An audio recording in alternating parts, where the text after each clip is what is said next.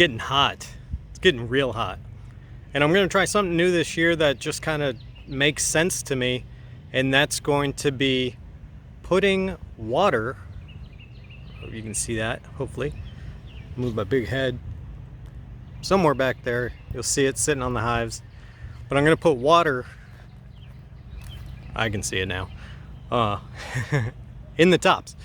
And that's because some of my hives are in full sun, and I want them that way because it deters hive beetles, because hive beetles is a big deal. I've already seen a couple today going through my hives, but not enough to really put in traps. I don't want my queen to have a problem with the temperature that's in there, so I'm gonna go ahead and put the water on top. That way less workers or foragers are going out for water, and more of them are focusing on getting well, what we have here in the garden, or what our neighbors have in the garden. I want them to focus on the plants. I don't want them to focus on water. That's the goal here, and we'll see if it works. Hopefully it reduces bearding, and more of the internal bees, which are like our basic, nurse bees and other random act bees, are just going to get at the water. All right.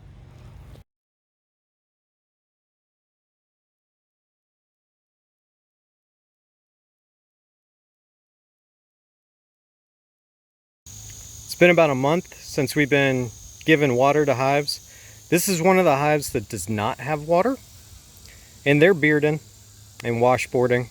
It's more washboarding than bearding at this point, but at night they beard pretty good. There's another hive over here. We'll skip the one in the middle for now. The hive over there, they have a full entrance open. They have water in the top, and they have a little bit of activity at the front. They have for a while, but it's never beard. We'll walk over to a couple other hives and I'll show you what those look like too. All right, this hive here is one of the ones that gave us a ton of honey for spring. We have the entrance blocked off and left about 1.5 to 2 inches. And they also have water in that top box. This is about as much bearding as they've done. And it looks all just like washboarding again. You can see the longling in the back does not have any water. Well, you may not be able to see it doesn't have water, but they don't have water. They have quite a bit of activity. And the other hives, if you look real close, they don't have a whole ton of activity either as far as bearding goes.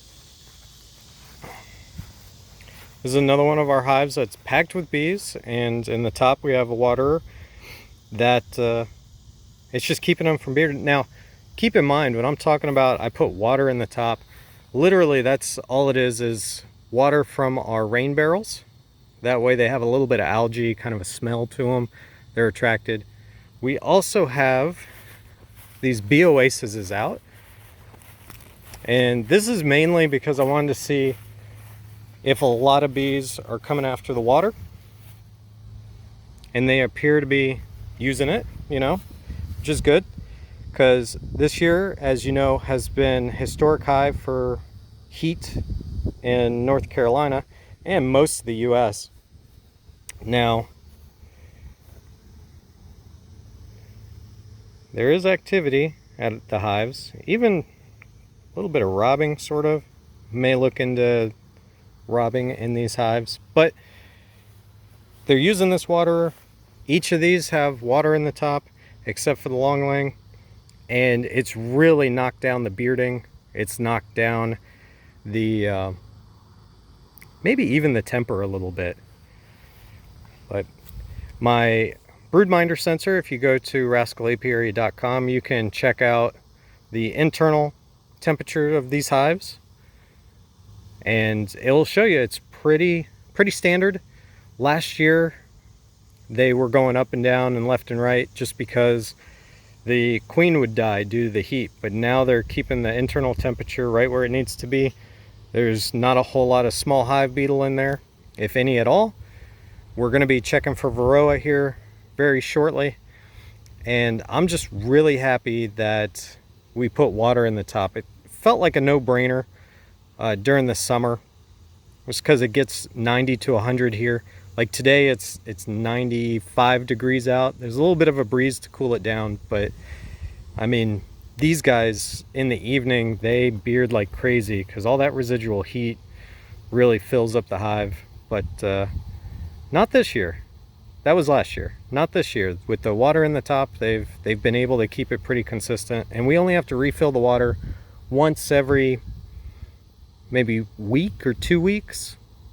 The bee oasis is outside. We have to refill once every couple of days just because it'll evaporate. But I encourage this if you live in the south or just a hot area and you don't have nighttime temperatures that are dipping below 60. Go ahead and put some water in the top. Give your bees a chance to, you know, just get that water instead of running off and finding a water source like a pool or a creek. And it just uses less energy, and they can focus on getting nectar or pollen